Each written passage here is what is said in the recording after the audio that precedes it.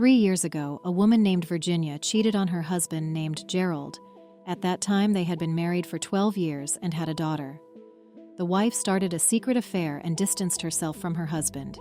He began to suspect something and installed video surveillance at home, and later hired a private detective, but to no avail. By that time, his wife seemed to understand everything, and after that, they were happily married for 3 years, which resembled a fairy tale, until old feelings awoke in Virginia. She didn't get better.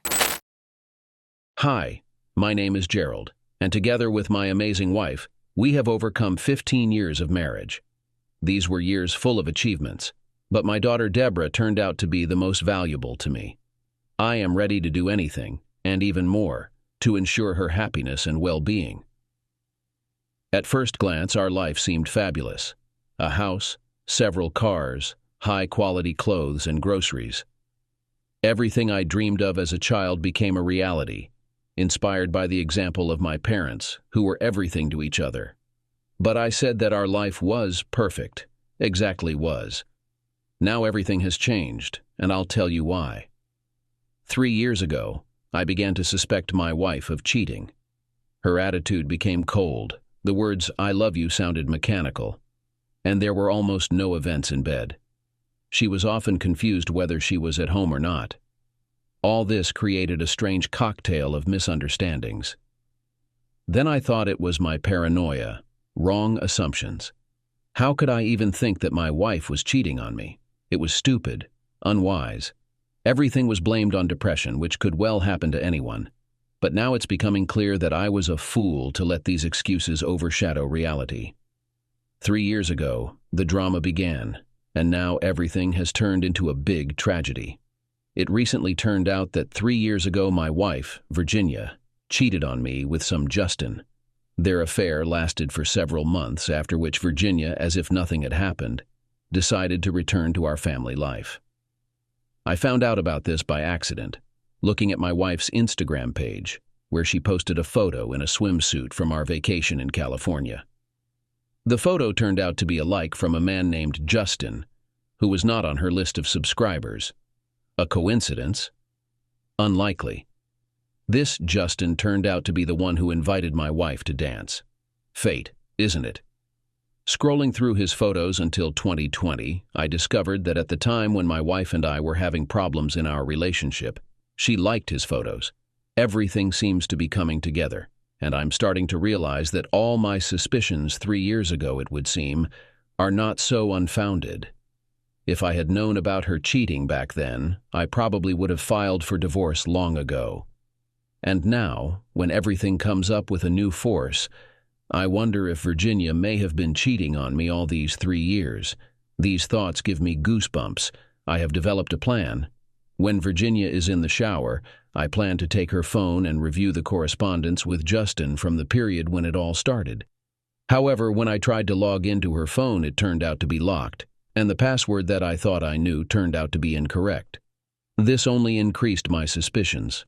When Virginia got out of the shower, we spent a normal evening and went to bed.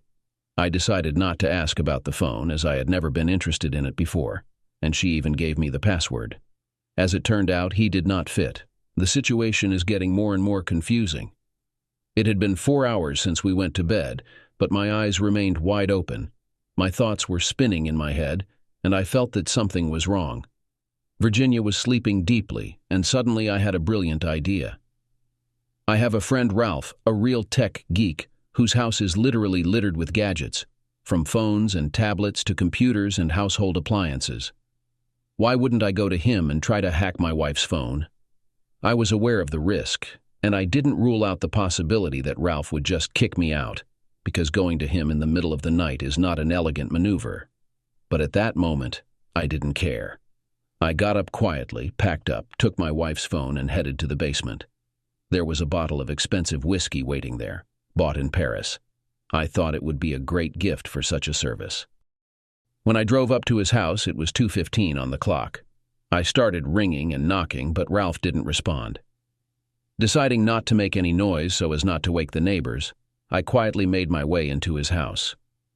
If you go back in time, Ralph was my former classmate. We went to the same school, but we didn't talk too much. He was that nerd who was always immersed in his gadgets. And although we were not close friends, the last time I saw him was 2 years ago, when I brought him an old broken refrigerator, which he was very happy about. Hoping for a warm welcome, I decided to enter like a real gentleman, through the window. Upon entering the house, I was struck by an unpleasant smell. When I entered Ralph's room, I saw him lying on the floor, surrounded by his feces, next to a bottle of cheap whiskey. It turned out to be unexpected for me, but I decided to continue. I won't go into the details of how I persuaded him to hack the phone, because it doesn't relate to the general story. I just want you to feel how determined I was to find out the truth. And then there will be a real tin, so get ready. I gave Ralph a bottle of excellent whiskey and $200 on top for his work.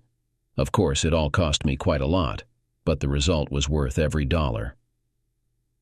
I came across the discovery of my wife's infidelities thanks to correspondence, in which I found dozens of candid photos with a certain Justin. It turns out they were actively dating 3 years ago, and I felt cheated. Couldn't she just admit it instead of manipulating my mind all these years? As I was about to leave home at 3:45, I listened in puzzlement to Ralph, who claimed that you can hide conversations and messages on your phone, offering to do it for $300. And although I began to doubt his sincerity, in the end, I agreed and gave him the money. An hour later, I found out that my wife had created 8 hidden folders with photos and videos, each with its own password and unique name. The dialogues were even more difficult. They had to be restored. But we managed 8 folders, 8 dialogues, and for each of them Ralph received the $10. The trip to Ralph's cost me $660, plus a bottle of whiskey. I was aware that I might have overpaid, and he was probably trying to cheat me. But it didn't matter then. The price was not important to me. I wanted to find out the truth at any cost. When the clock showed 5:00, I had 4 hours before Virginia had to get up and go to the gym. It gave me time to unearth the truth. When I returned home, I began to painstakingly study each of these confusing folders. Each folder with photos and videos stored hundreds of intimate materials where my wife cheats on me with men.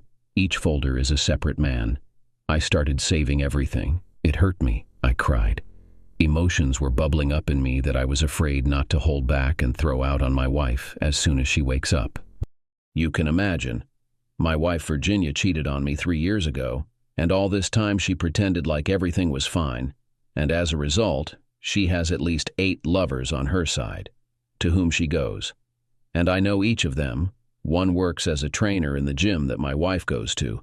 The other works as a cook in a cafe not far away. The third lives breeds dogs, and we bought Chihuahua from him for our daughter. The fourth was a swimming instructor in the pool, where my wife goes 2 a week. The fifth was I was a DJ at one of the local clubs. The sixth was a gardener. The seventh turned out to be a taxi driver who brings my wife home every time while I'm at work. And the eighth was a massage therapist, to whom my wife went 2 a week. I couldn't believe it. It was so hard. How is this possible? How does she find time for everyone? The scariest thing is that she could meet all of them on the same day. I fell into a stupor. How could this be possible again? Would you believe that? What would you do? The time was 8:45. Virginia was supposed to wake up in 15 minutes and go to the gym, then to the pool, then for a massage. And after that, she goes to the same cafe, and the same taxi driver will bring her home. It all didn't add up in my head. I couldn't believe it. I called my business partner and said that I couldn't work today, and told him to figure it out for himself, because all my thoughts are focused on one thing. My wife cheated on me for 3 years with various men I know and to whom she paid my money. If I had known that then, 3 years ago, my wife was cheating on me, I would have divorced her, and in 3 years I could have come to a new life. I was angry and started thinking about a revenge plan, but before I started, I had to make sure of everything myself. As planned, Virginia woke up at exactly 9 p.m. The most annoying thing was that she didn't notice that I hadn't slept all night, but apparently I didn't look like that. On the contrary, I had a lot of energy and more negative. Virginia asked me why I was still at home. I told her that I was going to leave in an hour and a half, offered to give her a ride to training, but she refused, saying that she would walk herself. This surprised me, because it takes at least 30-40 minutes to get to the gym by car. I couldn't believe her. even when she said she loved me. I wanted to go to the bathroom. I tried to restrain myself. We had breakfast in silence, and she began to prepare. I saw her putting on beautiful lace lingerie and applying makeup. Watching this, I had mixed feelings. On the one hand, it was my beautiful wife, with whom we have been together for 15 years, and on the other hand, there was a lying woman in front of me, ignoring her marriage for the sake of fleeting pleasure. From the window, I watched where she was going. She walked towards the cafe, where, according to previous indications, her first lover was. I called a taxi and paid the driver for the whole day, intending to keep an eye on her all day. After 10 minutes, she entered the cafe, spent 20-25 minutes there, sitting at the table and texting with someone. At some point, I received a notification from Virginia on my phone. "Darling, I love you so much. Good luck at work." This is the usual message she sends every morning. A few minutes later, a guy from the cafe staff whom I knew sat down at her table. They chatted, laughed, and at some point kissed. This kiss lasted 15 seconds. After that, she got out and got into a taxi, in the same taxi where her second lover was. I couldn't say for sure, but it seems that they kissed on the lips with the driver, and then set off. I told the driver to follow them. After 20 minutes, we found ourselves near an expensive motel. We parked nearby, and I began to follow the development of events. At that moment, another message came from my wife, where she sent a selfie with an air kiss, saying that she was walking through the park and would be at the gym in 40 minutes. She wrote that she loves me and misses me very much. This made me even more excited, and I began to guess something, but my thoughts were interrupted by the driver, who informed me that Virginia got out of the taxi with the driver and headed to the motel. I was seized with anxiety. Is she cheating on me now? Before that, she wrote me passionate messages about her love and boredom, hiding her real location. An hour later, they went outside. My wife Virginia looked like she had just woken up, but her appearance was surprisingly seductive. These painful thoughts about possible betrayal distracted me, but I decided not to give them free rein. Then they went to the gym. She spent a little over half an hour there, although her workout usually lasts an hour. This made me suspicious. Maybe she was spending time with the coach. 20 minutes after she came to the gym, I received a message about how wonderful she was training and how she missed me. Yes, I really need to sign up for the gym to get in shape, but that will all be when my business can work without me, or with minimal participation. Actually, the fact that I miss a working day can destroy what I've been building over the last month in the company, so I risk a lot of this surveillance. But I need to finish the job. After training, a taxi driver was already waiting for her. She left, presumably for a swim, where she spent much more time than she had planned. Meanwhile, she wrote to me that she was going to cook dinner and offered to buy good wine. It was all embarrassing. Remembering past moments, I realized that every time she was going to cheat on me, she wrote me friendly messages. It was devastating for my trust. I decided not to wait any longer. When I got home, I found that my daughter Deborah was spending time with her friends, throwing a party. Knowing that Deborah was my main concern, I couldn't let Virginia raise her. He immediately decided to divorce by contacting his lawyer. I didn't have to share the property. The main thing was my daughter. I have formulated a plan to make Virginia aware of the consequences of its decision. The first thing I did was call my doctor friend, to whom I told the whole situation in detail. He would have to recognize my wife as insane so that she would be deprived of parental rights, because only then I would be able to take my daughter for myself. I had a lot of connections, so it wouldn't be a problem. I also started sending files with video and photo evidence to all her relatives, parents, brothers, sisters, so that all her loved ones know what she does.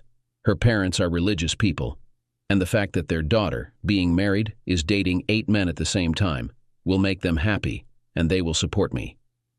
In addition, I managed to find out that the men my wife dated had families. That is, they were also criminals who should have gotten what they deserved. I wanted to break off at some point and go to everyone to talk to them personally, let's say. But I held back. I realized that if I wanted to be right, I had to control myself. Therefore, I decided to cooperate with all of them to bribe them. Ralph, who helped me hack my wife's phone, sent each of them anonymous messages with an interesting suggestion. Each of them will have to testify in court that my wife is inadequate, that she blackmailed them and had outbursts of aggression. In return, each of them will receive $5,000 in cash, and then no one will disclose their affair to their families. A couple of minutes after the mailing, 3 of the 8 men sent their consent and asked for further action.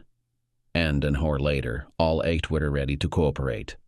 Ralph sent them instructions on what to say, and in the meantime I was waiting for my wife at home, who did not suspect anything, and if you thought that I would leave these guys alone later, then it's not like that. I have a little surprise for them. In addition, each of them was shocked when they found out that she had as many as 8 lovers. So, the evening was approaching. My wife was supposed to return any minute. All her relatives already know about her second life. Her lovers are against her. I sent a person to each of them who will have to discuss all the details with them. Paradoxical as it may sound, but they are all angry at her for behaving like this. None of them suspected that she has more than one lover. And to be honest, I don't blame them. I'm more than sure that my wife has problems with her head. Because how else can I explain it? I saw a car approaching. Surprisingly, it was another taxi driver, and Virginia came out a little upset. She entered the house, and there were divorce papers on the kitchen table. I forgot to mention, before I arrived, she wrote to me 3 more times about how much she misses me and loves me. So I did all this without remorse. I understood that my feelings were not appreciated. I was mixed up with shit, and I couldn't stand it. When Virginia saw the divorce papers, she asked what it was. I didn't tell her anything. I silently sat down and restrained myself, kept myself in control so as not to make an unnecessary action. She looked at me with a glassy stare and started hysterically asking what happened. I ignored her, opened my phone, and started looking through all our photos together. There were more than 10,000 of them, and each of them was valuable to me. I looked at them for a while, and then I highlighted everything and deleted them. It was a difficult decision for me. I started deleting everything related to her. Virginia looked at it and didn't understand what was going on. She hysterically begged me to tell her what was going on. I assumed that there would be screams, so I sent our daughter to spend the night with a friend, saying that I would explain everything to her later. Virginia started running around the room, saying that I had found another one. It was so funny. My wife accuses me of cheating, even though she cheated on me at least 6 times today, with different men. I didn't pay attention to her. I kept my cool. I've been waiting for the right moment. But it's gone too far. Virginia grabbed a knife and started threatening me. I honestly did not expect such a turn, but then I realized that it would play into my hands. She started cutting up the divorce papers and shouting that if I left her, she would do terrible things. I understood her. She didn't work. She didn't really have anything. Everything was based on me. Because I had a business and I worked very hard. I did not fall for her manipulations. As a result, she began to threaten me. She started saying that if I didn't stop deleting our entire story right now, she would hurt herself with the knife she was holding in her hands. But I didn't react. I understood that if she did something, it would make her feel worse. I didn't give in to her provocations. I didn't say anything to her. I didn't answer. I sat quietly on the couch and deleted all the photos. I knew that talking was pointless. I know everything. And deep down, she probably understands that. At that moment, I saw her true self, the one who had been hiding for many years. I did not recognize my wife.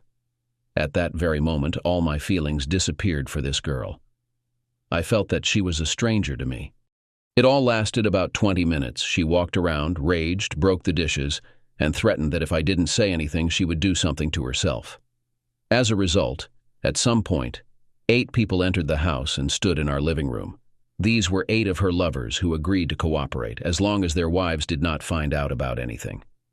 You know, I felt like I was in a movie. Virginia hung up for a minute, because I probably didn't expect such a turn. The guys were followed by police officers who took the knife from Virginia and handcuffed her. While the police were saying that she had been detained, I silently got up from the sofa and went to the refrigerator, on which a small camera was hidden.